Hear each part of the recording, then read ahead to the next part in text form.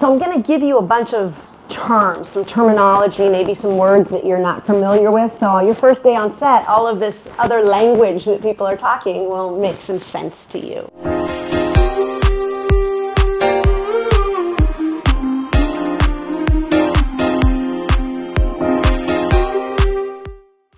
So starting off with a call sheet. This is a call sheet. It's going to have the information of what time you're supposed to show up, where you're supposed to show up, what's going to be filmed, and the order that they're planning to film it in. Of course, everything is always subject to change. This is how you can find out exactly what's going to be filmed. Sides.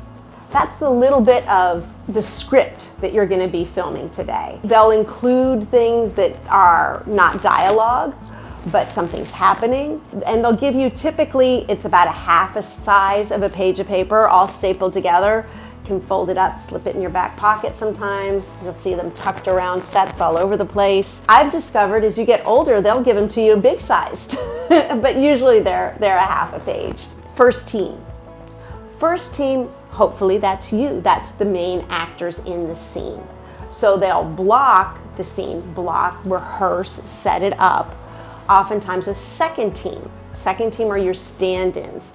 If you're working on a very low budget film, you might not get a stand-in, but typically they're gonna have somebody who looks similar to you, to light and same height, same size about, so that they can light and get everything ready while you're back in the works. The works are getting your hair done, your makeup done, putting on your wardrobe. So while you're doing your job, the camera department, everybody else can put together the set using second team. First team. Sometimes you'll hear over the walkie-talkies. Everybody's communicating via walkie-talkies. Traveling first team. That means they've got the people they need, the actors, and they're bringing them to set. So first team is traveling. The DP, that's your director of photography. That's the person who's setting up the shot. He's double checking all of the lighting and everything. He's making you look beautiful and interesting. Remember that all of the people on set are there to help you. They're all supporting the production. So nobody's ever your enemy. I don't think most people feel that way, but I want to make sure that everybody's trying to help you. Script supervisor, that's the person who's looking at continuity. That's making sure that if I push up my sleeves in one take, then the next take, they're not down. And all of a sudden it's like, why are her clothes moving? Because they're gonna be using multiple takes. So the script supervisor is gonna be double checking everything. It's an incredibly difficult job, I think. So they'll let you know if your eye lines and all of that, they have a bigger picture of the whole film, and they know how everything fits together. An exterior shot, that's exactly what it sounds like. You're shooting outside. Interior shot, inside. Day for night, or night for day. That means that they're gonna be filming at night, but it's supposed to look like daytime, lots of lights.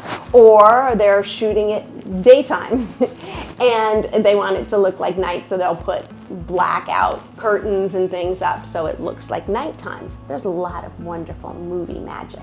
Rolling.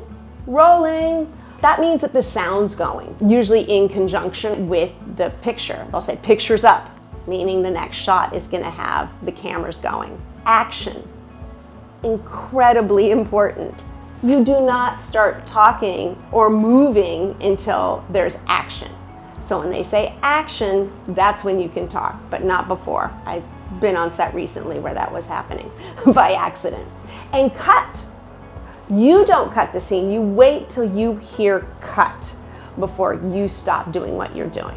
Action and cut are not your job. Background action, so there might be some motion or something. Some of the background artists, also called extras, will move on background action. Holding for sound. That's what I just did. That means there's a sound out there that's gonna be distracting. We're gonna wait until the audio so you can hear what's happening. So that makes me think, of course, of room tone. That's where everybody on set is very quiet and they roll audio, they roll the sound so that they can get what the room sounds like without people talking. So it's very, very quiet, so they can use that in order to do their sound mixing. Base camp, that's where most of the production is set up. Typically, you'll have your honey wagons, those are your bigger trailers that have multiple people in them. Two bangers, a trailer that will have two actors in it, separated, two separate rooms on the same trailer. Your hair, your makeup, sometimes catering is there, sometimes catering is somewhere else. When you're on location, there's always catering. When you're on the lot, that's shooting on the lot, that still happens every once in a while. Typically, food is up to you. You might have to go to the commissary to get something to eat. It depends on the production and what they're filming that day. Sometimes, I don't particularly like this, but sometimes they call hair and makeup the vanities. I don't think it's vain. I think it's really important, and what they do is vitally important. So, but that's what it's called sometimes. When you're filming, when you're on set, they might say, oh, we need to cheat you a little bit. So maybe I was sitting here, in the master shot. That's when they shoot sort of the overview of the whole thing. And now we're coming in closer. And so we need to cheat you a little bit. So they might move it over. Oh, I wasn't here. That's okay. We're cheating it. It doesn't look like it's being cheated. Typically, things are always subject to change. You're going to do the master shot, the wide shot first. That's kind of getting an overview of the whole way that the scene is going to look. Oh, I'm coming in from here and I'm going over there and this is what's happening, and then the fight. And then as they start establishing those things, you'll tend to get closer and closer. So maybe they'll do a two-shot, or maybe they'll go for a close-up, right? Sometimes when a close-up is so close, sometimes you can't even see the other actor that you're supposed to be acting with. They might put a piece of tape next to the matte box around the camera lens and say, that's your look to so-and-so, and that's your look to Scorsese, that's your look to Brad Pitt. So that'll give you where your eye line is. Another term. These all become second nature so quickly, but your first day on set might be a little overwhelming. Boom mic, that's how they're gonna mic you, that's how they can hear you. So you might have a mic on you with a battery pack, but there's also going to be a big fuzzy thing over you. Usually in a shot you can see the babies looking at it. If there's a baby, that's the boom mic. That's going to catch a lot of stuff. They're trying to get as much of the sound as they can get so they can put it together and you can be heard. And you don't have to do ADR, which is additional recording that you're going to be, additional dialogue recording, I think. Anyway, so that's afterwards. You might have to sync up, to watch your playback and try to say that. Maybe there's a motorcycle that goes by. So you gotta watch. And then lip sync, basically. Wild lines. We need to get a wild line.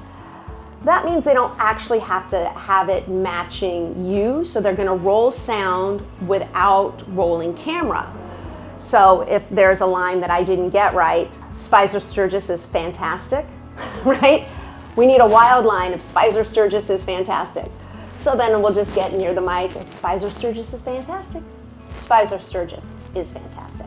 And then they'll have a lot of options to use. Maybe it'll be over somebody's shoulder. Over the shoulder shots. That's where they've got, and they'll say something like a piece of you. So they'll have a little bit of me if the camera's going this way. Then somebody will stand here and they'll have a little bit of them, and they'll be over the shoulder. Kind of exactly what it sounds like. Banana. No, it's not something special at craft service, although they should have some fresh fruit and vegetables. A banana is when they want you to take your walk on a curve. It doesn't look right for whatever reason, or for focus, for you to go straight somewhere. Maybe they need a little more time. Holding for sound. So they want you to banana. So that's just making a curve. They'll see it. Can you banana? Sure. And then it's like, okay, that's good. Well, they'll tell you if you need to make it a wider banana. 10-1, 10-100. That's a code you'll hear over the walkie-talkie. Just means that somebody's going to the bathroom. You know, Shannon's 10-1. That means I'm in the bathroom. So they'll know where you are. Dolly. A dolly that's a camera on the move.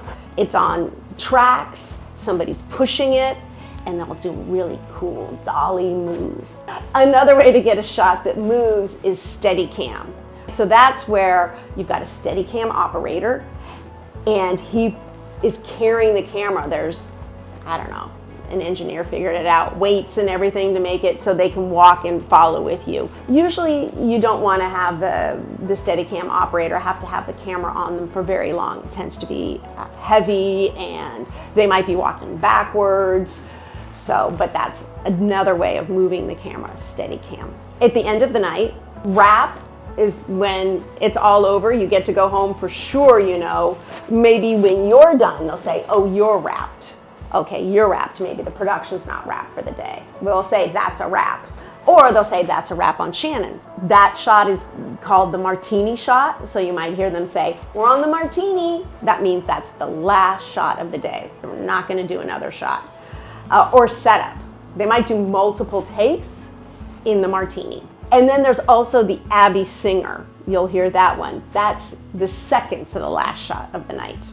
So the Abby Singer, followed by the martini, followed by wrap. Video Village. That's kind of a fun saying, Video Village. Video Village is typically where the director, producers, the people who are financing and making it happen are there to watch the video cameras. So it's just what you said. There's a lot of video monitors where people can watch and see what's happening and they can look. There might be video monitors set up. There should be for hair and makeup department sometimes. The bigger the setup, the more little villages that they'll have. But the main video village is typically where the director and the producers are sitting and watching the takes. We've got ADs, that stands for assistant director. First AD, second AD, those both stand for assistant director. And that's what they do. They are assisting the director. They have their own duties. Afterwards, you might get residuals. So that just means that those are payments that you get when the show, commercial, movie, whatever, shows again. You get a residual payment. They vary, but it's really fun when you find some residuals in your mailbox. Oftentimes you're counting on them as well. You get foreign residuals for when your programs play overseas. You get streaming residuals. There's a whole department at SAG set up that they can help you with that if you're wondering where a residual is. I mean, I've gotten them for 2 cents. And they took out a penny for taxes. Nowadays, you can have them, as I do, have any of my old ones direct deposited into my account through SAG so they don't spend the stamp sending it over and I don't have to spend the ink to endorse it. But I'm a frugal person. I will cash that 4-cent check. Why not? A buyout, that's when they offer you everything up front. Typically does not happen with SAG productions, but it depends on the production, so that just means you're not going to be getting any residuals when it's a buyout. They're paying you one time and one time only. Usually not a good way to go, but that's why we've got the SAG, Screen Actors Guild, AFTRA, American Federation of Television and Radio Artists. They merged a few years ago, yay, so you didn't have to pay dues to both places. So they protect you.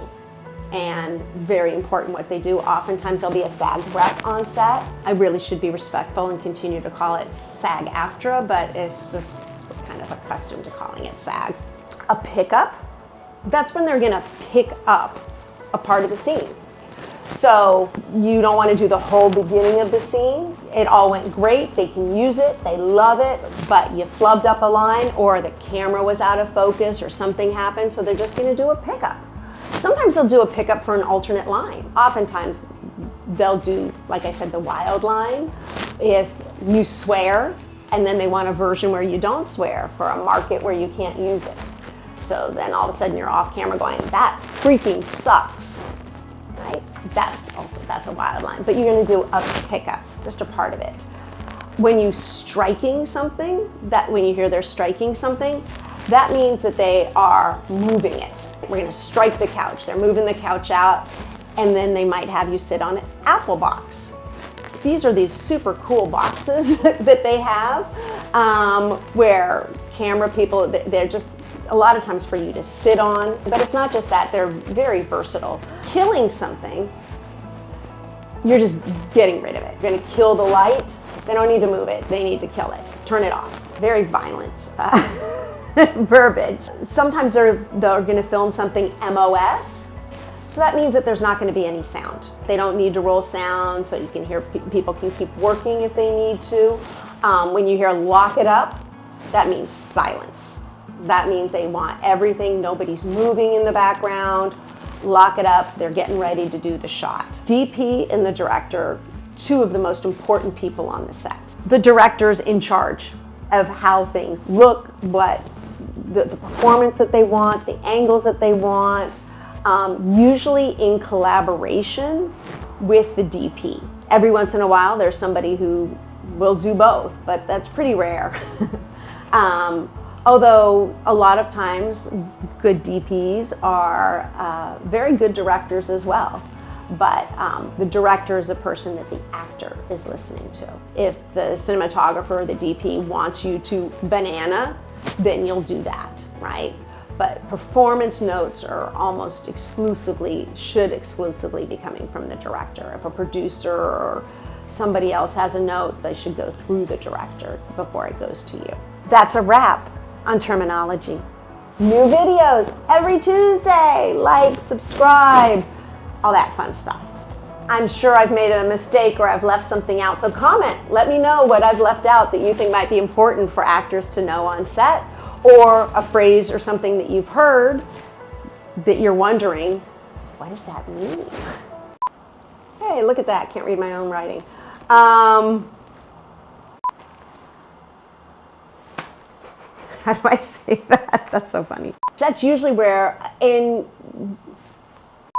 there's also, if I can remember, oh, why aren't I coming up with that? What that is? Oh God, more bloopers.